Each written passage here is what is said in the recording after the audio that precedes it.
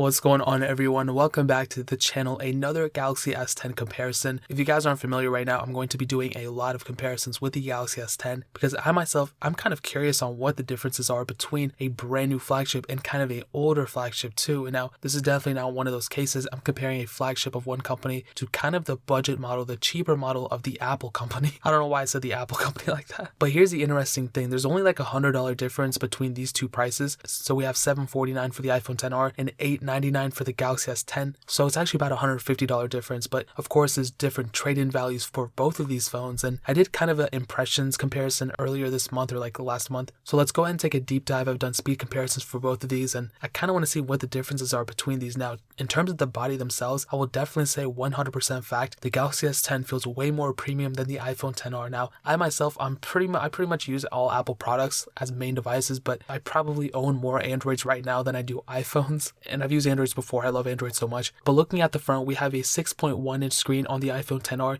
and a 6.1 inch screen on the Galaxy S10. And what I will definitely say is that the iPhone XR definitely feels bigger in the hands. It's a little bit wider. The Galaxy S10 is also kind of a wide phone itself, but the iPhone XR, because it does have a little bit of more bezel around the screen, especially with that notch, it has a little bit more width in the hand to hold versus the Galaxy S10. Even the S10 is kind of wide itself. I mean, it's definitely wider than the Galaxy S9, but the iPhone XR is definitely a bigger phone overall. And talking about the screen resolution, man, this is so embarrassing on the iPhone. We have 828 by 1792 on the iPhone XR, where we have a 1440p panel on the Galaxy S10. And not only is it a 1440p panel, it's a dynamic AMOLED screen, or AMOLED, whatever you want to call it. The pixels per inch are much higher on the Galaxy S10 screen as well, and it is a much better panel than the iPhone XR. And I personally do think the Galaxy S10 panel is better than the iPhone XS and the XS Max panel as well. Mostly because Samsung also sources those panels too, but between these two, the Galaxy S10 wins in the panel department, no doubt. We have a USB Type-C port on the bottom, as well as a headphone jack on the Galaxy S10, where we only have a lightning port on the iPhone XR. Looking on the back, like I said, glass backs on both of them.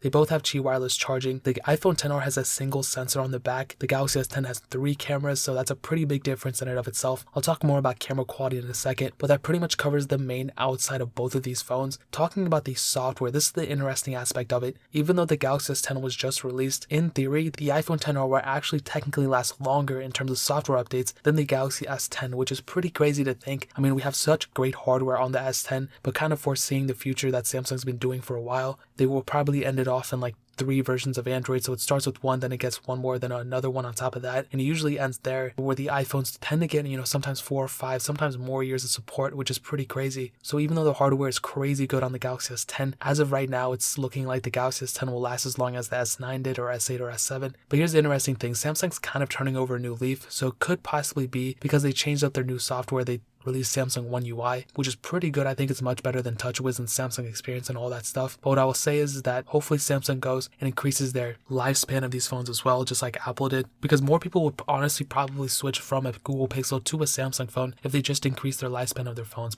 And if it didn't take many months to go get an upgrade, but that's kind of just me. So that kind of covers up the software aspects of it. Now I kind of want to talk about the performance aspect of it too. Now this is pretty interesting because we're comparing an Apple device to an Android device, and the specs inside of it usually don't match up 100%, but I'll talk about real world use in a second. But the iPhone XR has the Apple A12 Bionic chip, a hexa-core CPU, and 3 gigs of RAM, where the Galaxy S10 has the Exynos 9820 octa chipset on some variants, but a Qualcomm Snapdragon 855 on most of them, an octa-core CPU, an Adreno 640 GPU, and 8 gigs of RAM. Now what I will tell you is this is kind of surprising. When I was using the iPhone XR just by itself, I was just using it, sliding through apps and all that stuff. I was using it extensively. I always stated it was a pretty fast phone. Like, I don't really see anything wrong with it besides just the price and really the lack of features sometimes in it. But the Galaxy S10, when I was using that, I'm like, this thing is fast, it's crazy good. But I didn't really think the iPhone XR was that much slower. But in real world use, I will tell you, specs mean one thing, right? If you looked at these things, you would think the iPhone XR was twice as slow, 3 times as slow. That is not the case. Apple has this tendency, and it's a really good thing, where they don't need a lot of RAM in the background in order to handle the apps, especially holding bigger apps in the background. You don't really need a lot of RAM on an iPhone. With the Galaxies and with the Samsungs and Androids overall, they need a lot of RAM in order to push things. I mean, if you had 3 gigs of RAM on an Android, you will automatically see some slowdown in performance and keeping bigger apps in the background. That's a pretty big deal right there.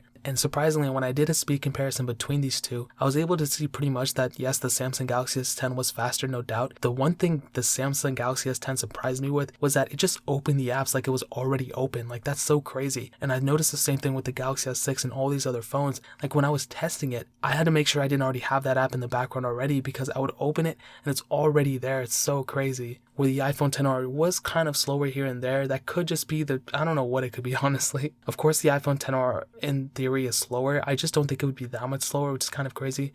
There was some times where the iPhone XR opened apps faster, but most of the time, I would say like 99% of the time, the Galaxy S10 was faster than the iPhone XR, which is expected. But here's the crazy thing. I mean, there's only like $150 difference between these phones. I mean, $150 is a lot, don't get me wrong, but like when you're getting a brand new phone, you would probably expect more. And again, you have to remember, for the more expensive model of the iPhone XR, if you want to get the 128 or 256 model, you have to spend upwards to nearly how much the Galaxy S10 costs. And I believe the iPhone XR 128 gig model is $799, where the Galaxy S10 128 gig model is $899. So again, only like $100 difference between these, which is insane. And you also have a micro SD card slot on the Galaxy S10. So in terms of the performance, you're getting a much better value with the Galaxy S10. It's a much faster phone. Again, the iPhone XR isn't completely slow, but I'm still surprised by how fast the Galaxy S10 was. So it's a pretty crazy thing right there. Now, that kind of covers up the performance and everything too. Let's go ahead and talk about the camera quality. And 100% without a doubt, like I've stated, I do think the Galaxy S10 is a much better camera than the iPhone XR. So we have a single sensor on the iPhone XR, which is 12 megapixels.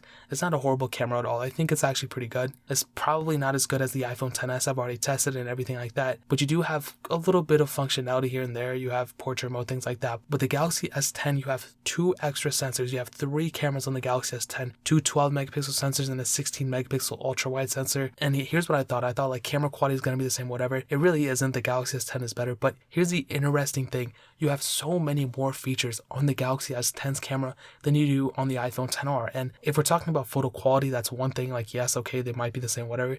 You have way more functionality on a Galaxy S10 than you have on an iPhone XR. If Apple could just not be dumb for a second, take their settings they have, actual camera settings app, you have to go into the settings and change it. If they just took those, put those in the camera app, a lot of things could change, and that might make the camera functionalities better. Samsung doesn't have you do that. They put all the apps in the camera setting itself, which is so awesome, and I love that. And they pack so many features within that camera. And I remember, dude, back in like the Galaxy S5, they posted so many features in that thing too, which is insane. So without a doubt, I will definitely say the Galaxy S10 not only wins in the raw photo capability of it, but also the features in the camera app too. So the Galaxy S10 wins in my book with the camera quality and the camera features. Now, to kind of end this comparison, I want to talk about the battery life and battery size of both of these. The iPhone XR has a 2,942 mAh battery. The Galaxy S10 has a 3,400 mAh battery. And what I will probably tell you is that in terms of the raw battery usage, I think the iPhone XR is actually better, okay? Because not only does it have a lower resolution screen, it's technically not spec'd as heavy as the Galaxy S10, but also the battery size, I mean, it's almost 3,000 mAh. That's a pretty big size battery for an iPhone. I wish they could make it bigger, but I'll take what I can get. The Galaxy S10 might have a bigger battery at 400 mAh increase, but also has a much bigger screen, a high resolution screen, and also it's spec'd heavier than the iPhone XR. So those 3-4 things, whatever I just said, are pretty heavy contenders of what the battery is going to suck up. And even though the Galaxy S10 has reverse wireless charging, which is an amazing feature, and I love that so much, that again kind of sucks up more battery, but that's definitely plus points for the Galaxy S10's battery functionality overall. I will say though, overall, I personally do believe the iPhone XR has a better battery life than the Galaxy S10, but I do think the Galaxy S10 has more battery functionality because of that reverse wireless charging. So I'll say it's kind of like a tie, because you have more features with the Galaxy S10's battery, but you probably have better battery life on the iPhone XR. But in terms of battery size and battery life, everything, I'll just give it a tie right there. Some other notable things to note: the iPhone XR is IP67 dust and water resistant, where the Galaxy S10 is IP68 dust and waterproof. So a little bit of difference right there. You can go 1 meter for 30 minutes on the iPhone XR, or you can go 1.5 meters for 30 minutes on the Galaxy S10, so a little bit of difference right there. Like I stated, you do have a fingerprint sensor on the Galaxy S10 embedded in the screen,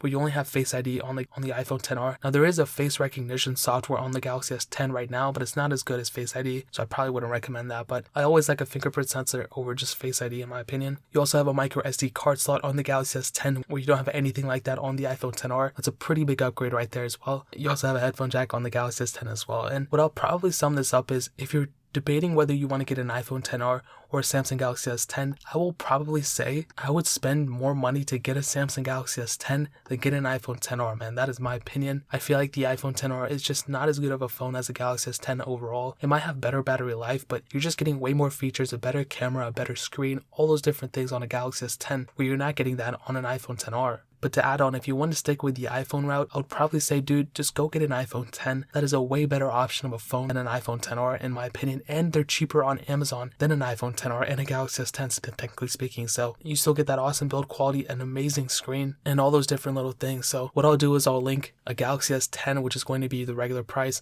an iPhone XR if I can find it on Amazon, and an iPhone X. The iPhone X is going to be the cheapest one I find. I think it's actually cheaper than the iPhone XR. Those are all linked through Amazon, so you can buy them straight from there. And again, anything that sells through those links, a little bit of that revenue comes back to this channel so we can do more videos like this and do more comparisons and giveaways and all those things like that. We're still doing an iPhone SE giveaway, by the way, where we have 2 left. I'm giving one away next week and I'm giving another one away the week after that. If you want to enter, click the 4th link in the description. That'll take you to a video. Just watch that video. It explains how to enter. It's completely free. It's my 100k giveaway. So watch that video. It means so much. But that is pretty much it. If you guys have any questions or anything, leave it down in the comment section below. Hit that like button. That'll mean so much. But definitely hit that subscribe button. Every single subscriber that we get really does count. So it'll mean so much if you guys could hit that. Also, check out the other links down in the description as well. My Twitter, my Instagram, my second channel, all those links are linked down below. I would really appreciate if you guys could check it out. But more importantly than everything else, I love every single one of you guys. Hopefully I'll catch you guys in the next video. Peace out till then.